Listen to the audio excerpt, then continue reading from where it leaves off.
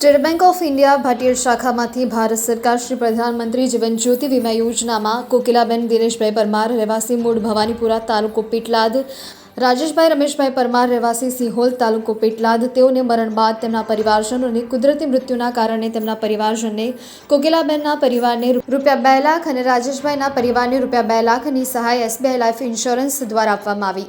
State Bank of India Shri general manager Shri Ashish Kumar Mishra, શાખા પ્રબંધક ભાટિયાડ શાખા Shri JP Suman, cash officer Shri Ankit Rai અને બધા સ્ટાફગણ સાથે રૂપિયા 2 લાખનો ચેક આપવામાં આવ્યો।